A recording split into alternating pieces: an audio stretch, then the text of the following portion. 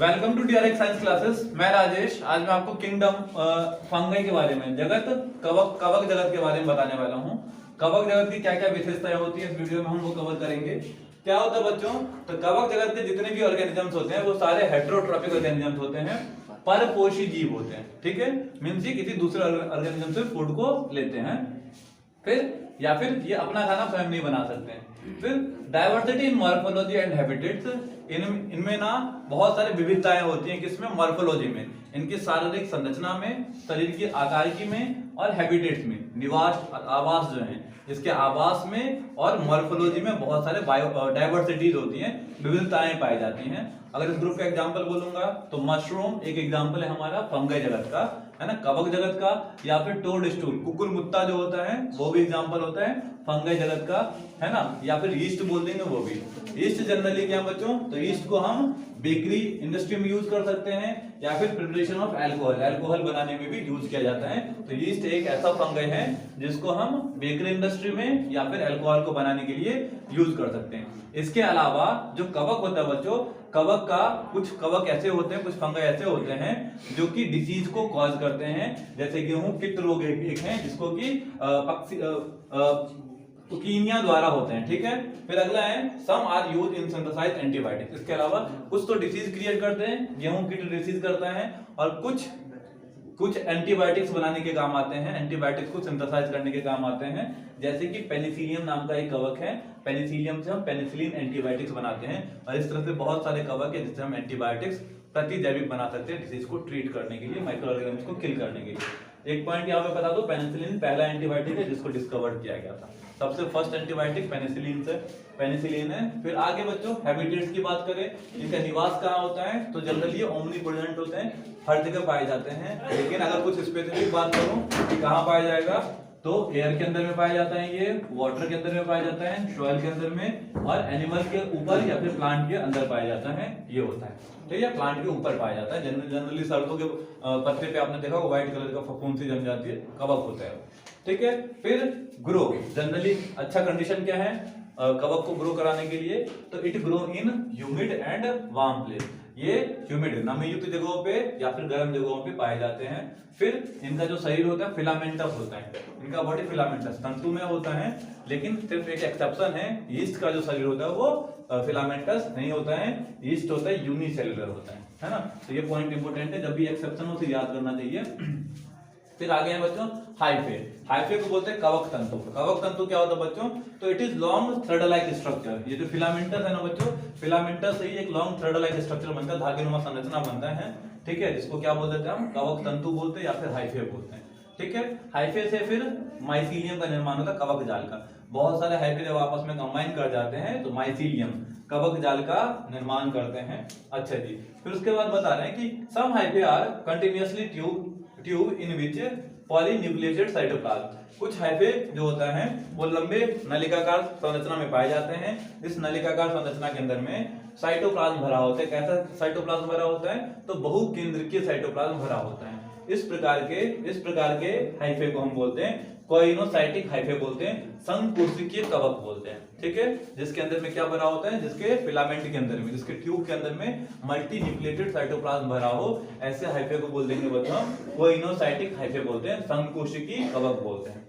एक बहुत important point है कि सेल वॉल ऑफ फंगाई, बहुत इंपॉर्टेंट पॉइंट है कि कोशिका की जो कवक जो होता है, कवक की जो कोशिका भित्ति होती है वो किससे बनी होती है बच्चों, तो आपको ये ध्यान रखना है काइटिन से बनी होती है, काइटिन से और पॉलीसेकेराइड को भूल सकते हैं लेकिन काइटिन को भूलना नहीं है। काइटिन इंपॉर्टेंट पॉइंट है कि cell wall of fungi is made up of chitin. Fungi का जो कोशिका भित्ति होता है वो काइटिन से बना होता है। तो ये हमारा किंगडम फंगाई के बारे में जनरली विशेषता था, आप इसका स्क्रीनशॉट ले लो, है ना। कवक जगत का अगला प्रॉपर्टीज है कि ये हेटेरोट्रॉप्स होते हैं, मतलब ये परपोषी होते हैं, और ये पैरासाइट्स भी होते हैं, परजीवी भी होते हैं। कुछ परपोषी होते हैं और कुछ परजीवी होते हैं। हेटेरोट्रॉप्स होते हैं मतलब खाना खुद नहीं बनाते हैं या अपना न्यूट्रिशन खुद नहीं लेते हैं, किसी दूसरे पे डिपेंड होते हैं, या पैरासाइट्स किसी दूसरे बॉडी के अंदर रहते हैं। इनका तीसरा टाइप है सिम्बायोटिक्स होते हैं, सहजीवी होते हैं। सहजीवी मतलब सिम्बायोटिक ऐसे ऑर्गेनिजम्स होते हैं जो किसी दूसरे लिविंग ऑर्गेनिजम्स के बॉडी के अंदर में रहते हैं और वहां से खुद भी न्यूट्रिशन लेते हैं और उसको नुकसान नहीं पहुंचाते बल्कि उसको भी फायदा पहुंचाते हैं। तो इसमें अगर मैं बात करूं फंगस में दो प्रकार के सिम्बायोटिक पाए जाएंगे। सबसे पहला होगा बच्चों हमारा लाइकेंस और दूसरा है माइकोराइजा। लाइकेंस और माइकोराइजा बहुत इंपॉर्टेंट टर्म्स हैं। लाइकेंस अगर कवक किसी एल्गे के साथ में है, एल्गे का सहजीवी है, if fungus is symbiotic of algae then it is called lichens. यदि जो कवक है बच्चे हमारा वो एल्गे के साथ हमारा वो सहजीवी है तो वो कहलाएगा लाइकेंस। और यदि ये फंगस जो है उच्च पादप के साथ अगर सहजीवी है, हायर प्लांट्स के अंदर में फंगस लगा और उसके प्लांट्स को बेनिफिट पहुंचा रहे हैं तो हम इसको माइकोराइजा बोल देते हैं। ये इंपॉर्टेंट पॉइंट से एग्जाम में पूछा जाता है। फिर आते हैं ये रिप्रोडक्शन कैसे करते हैं, तो वेजिटेटिव प्रोपागेशन भी होता है, कायिक जनन भी होता है, असेक्सुअल भी होता है और सेक्सुअल भी होता है। मतलब कायिक भी होता है, लैंगिक भी होता है और अलैंगिक भी होता है, तीनों होता है। कायिक के अंदर में फ्रेगमेंटेशन हो सकता है, कवक का शरीर टूटेगा उससे नए कवक का निर्माण हो जाएगा। खंडन जिसको बोलते हैं, फिजन हो जाएगा, एक शरीर के दो भाग होंगे, मतलब सेल होगा, एक सेल से दो सेल का निर्माण हो जाएगा। बर्डिंग होगा, शरीर के ऊपर एक बर्ड जनरेट हो जाएगा, उस बर्ड से नए ऑर्गेनिजम्स का निर्माण हो जाएगा। असेक्सुअल में क्या होगा बच्चों, विद हेल्प ऑफ जू स्पोर्स, चल बीजाणु की मदद से स्पोर्स बनेंगे, स्पोर्स की मदद से तुम्हारा एक नए, जिसको हम कोनिडिया भी बोलते हैं, ठीक है, इसकी मदद से हमारा एक नए फंगस का निर्माण हो जाएगा। सेक्सुअल में बच्चों स्पोर्स से हो सकता है निषिक्तांड, जनरली एग्स कह सकते हो तुम, तो या फिर एस्कोस्पोर्स एस्कस बीजाणु से हो सकता है, या फिर बेसिडियोस्पोर्स बेसिडियम बीजाणु से हो सकता है। स्पोर्स है ये वाला सेक्सुअल रिप्रोडक्शन होता है, बीजाणु जनरली, बीज का मतलब है कि सेक्सुअल रिप्रोडक्शन होने वाला है, ठीक है। अब आते हैं जो इसका पूरा जनन चक्र होता है, सेक्सुअल साइकिल होता है, ये 3 स्टेप में कंप्लीट होता है, 3 स्टेप्स में कंप्लीट होता है। सबसे पहला हमारा स्टेप है प्लाज्मोगैमी, नाम बता रहे प्लाज्मोगैमी। सिंपल सी बात क्या होता है कि फ्यूजन ऑफ 2 मोटाइल्स और नॉन मोटाइल्स गैमेट्स, दो जनरली गतिशील और अगतिशील, या तो गतिशील होगा या अगतिशील, चल होगा या अचल होगा, गैमेट्स का, युग्मकों का आपस में संलयन हो जाना। क्या संलयित होगा बच्चों, तो कोशिका द्रव संलयित होगा, संलयित हो जाना, आपस में फ्यूज कर जाना, प्लाज्मोगैमी कहलाते हैं। फिर आगे है बच्चों हमारा कैरियोगैमी, मतलब केंद्र संलयन। अभी कोशिका द्रव संलयित हुआ था, अब क्या होगा, कोशिका द्रव जब आपस में मिल जाएगा तो न्यूक्लियस हो जाएगा, तो न्यूक्लियस का फ्यूजन ऑफ 2 न्यूक्लियस, 2 न्यूक्लियस जब आपस में मिल जाएंगे तो इसको बोलते हैं कैरियोगैमी। फिर थर्ड स्टेप है जाइगोट फॉर्मेशन, युग्मनज का निर्माण। जब ऑलरेडी पता है कि जब 2 सेल्स या 2 मेल और फीमेल गैमेट्स आपस में फ्यूज करते हैं तो जाइगोट का, युग्मनज का निर्माण होता है। तो यहाँ पे 2 gametes fuse together to form zygote, इस तरह से जाइगोट का निर्माण होता है, युग्मनज का निर्माण होता है। अब मैं बता रहा हूँ कि 2 हिप्लोइड इन द सेंस एन, हिप्लोइड का मतलब अगुणित, 2 अगुणित हाइफे, है ना, हाइफे जो होते हैं वो आपस में फ्यूज करेंगे और इस जिससे क्या होगा, डिप्लॉइड सेल फॉर्म होगा। जैसे ये एक हिप्लॉइड हाइफे है, कवक तंतु बोलते हैं, और ये एक कवक तंतु हिप्लॉइड वाला है। हिप्लॉइड मतलब एगोनिक है, जब ये आपस में फ्यूज कर जाएंगे, आपस में मिल जाएंगे तो डिप्लॉइड, द्विगुणित कोशिका का निर्माण कर देंगे, ठीक है, जनरली इसमें होता है। लेकिन एक एक्सेप्शंस क्या है बच्चों कि इन एस्कोमाइसेटीज, जो एस्कोमाइसेटीज कवक है, फंगस हैं, उसमें 2 न्यूक्लियस फॉर्म इन 1 सेल। सबसे पहले एक सेल के अंदर में 2 न्यूक्लियस बन जाएंगे, उसके बाद वो 2 न्यूक्लियस आपस में क्या हो जाएगा, फ्यूज हो जाएगा। इस तरह से एक सेल का निर्माण करते हैं। In ascomycetes 2 nucleus forms in 1 cell. This condition is called, और ऐसे कंडीशन को जब एक सेल के अंदर में 2 न्यूक्लियस पाया जाता है, इस कंडीशन को बोलते हैं बच्चों डाइकैरियोन। डाइकैरियोन मतलब केंद्रक युग्म बोलते हैं, है ना, न्यूक्लियस का युग्म हो गया डाइकैरियोन, 2 केंद्रकों का युग्म, केंद्रक युग्म बोल देते हैं। और इस स्टेज को या इस फेज को बोलते हैं हम बच्चों डाइकैरियो फेज, द्विकेंद्र की अवस्था बोल देते हैं, डाइकैरियो फेज। तो ये ओवरऑल हमारा फंगस के बारे में था। आगे हम पढ़ेंगे फंगस में क्या क्या एग्जांपल्स हैं, एक एक करके एग्जांपल्स। हमारा नेक्स्ट टॉपिक है फाइकोमाइसेटीज। फाइकोमाइसेटीज हम पढ़ रहे हैं किंगडम फंगाई, उसका एक ग्रुप है फाइकोमाइसेटीज। क्या होता है बच्चों, सबसे पहले हैबिटेट्स पढ़ेंगे, ये कहाँ रहते हैं हैबिटेट्स, तो एक्वेटिक होते हैं, ये जलीय होते हैं, जनरली जल में पाए जाते हैं। और it is also found on decaying woods, जो सड़े गले लकड़ियां होती है, सड़ी गली लकड़ियां उसमें पाए जाते हैं। And also found in damp and moist places, है ना, नमी युक्त स्थानों पर पाए जाते हैं।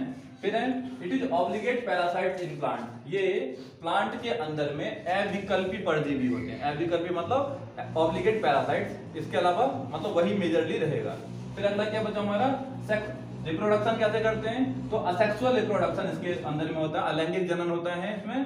किसकी मदद से बच्चों, takes place with the help of motile और नॉन मोटाइल, चल और अचल बीजाणु की मदद से अलैंगिक जनन होता है, चल और अचल मोटाइल और नॉन मोटाइल गैमेट्स की स्पोर्स की मदद से, या गैमेट्स भी बोल सकते हो तुम। फिर जूस्पोर्स को बोलते हैं चल बीजाणु।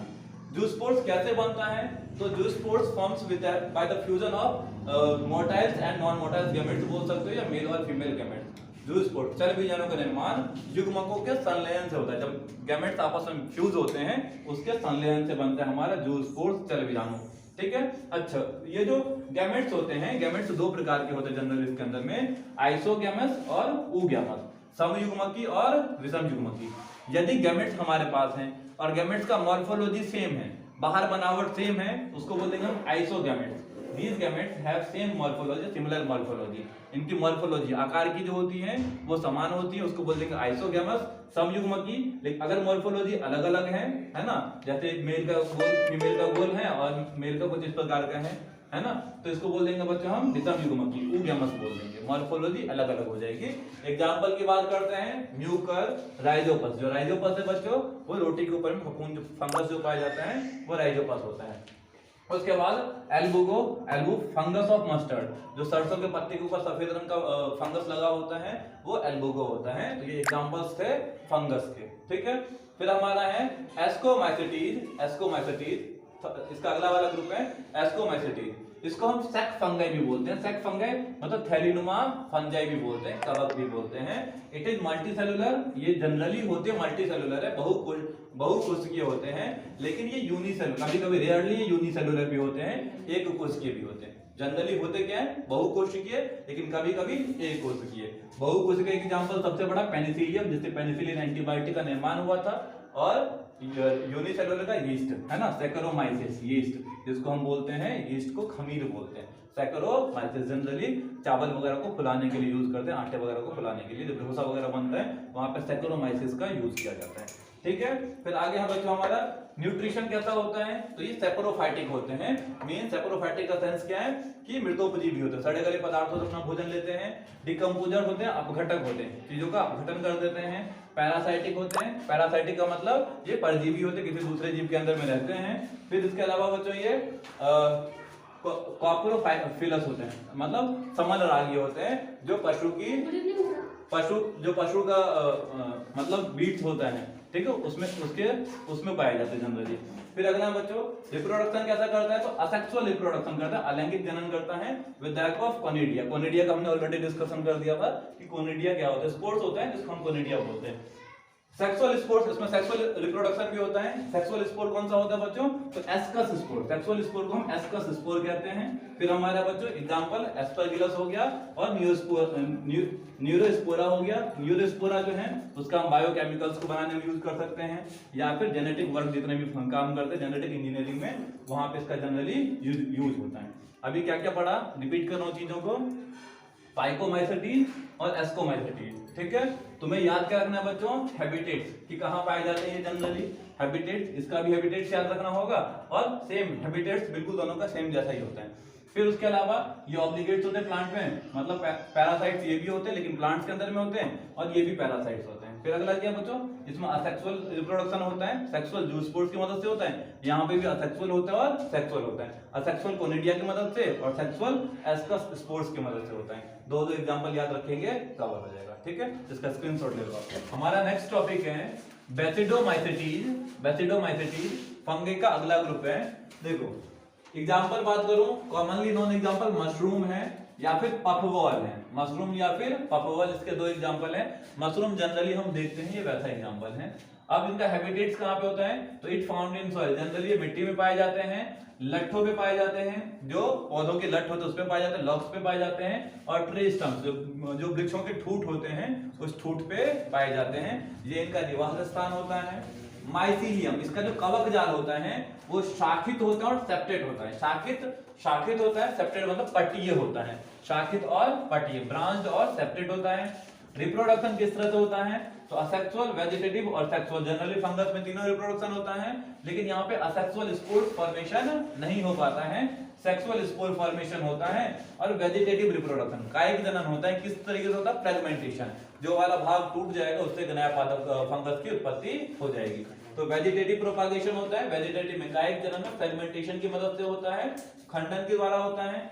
सेक्सुअल में जनरली कोई सेक्स ऑर्गन्स उपस्थित होते नहीं, एब्सेंट होते हैं, but sex organs are absent. तो होगा कैसे बच्चों, प्लाज्मोगेमी संयुग्मन की मदद से होता है, प्लाज्मोगेमी की मदद से होता है। जब प्लाज्मोगेमी दो सेल्स आपस में फ्यूज हो जाते हैं तो उससे बेसिडियम का निर्माण होता है, बेसिडियम का निर्माण होता है और बेसिडियम फिर से कैरियोगेमी करेगा। कैरियोगेमी मतलब केंद्रक संलयन करेगा। जो बेसिडियम बन रहा है उसके अंदर न्यूक्लियस होगा, वो न्यूक्लियस आपस में फ्यूज हो जाएगा और न्यूक्लियस के नाभिक के फ्यूज होने से, मिलने से 4 बेसिडियो स्पोर्स का निर्माण होता है। और ये जो बेसिडियो स्पोर है फ्रूटिंग बॉडी के ऊपर में लगा होता है, जिससे क्या बन जाता है, फंगस का निर्माण हो जाता है। तो सेक्सुअली इस तरह से होता है।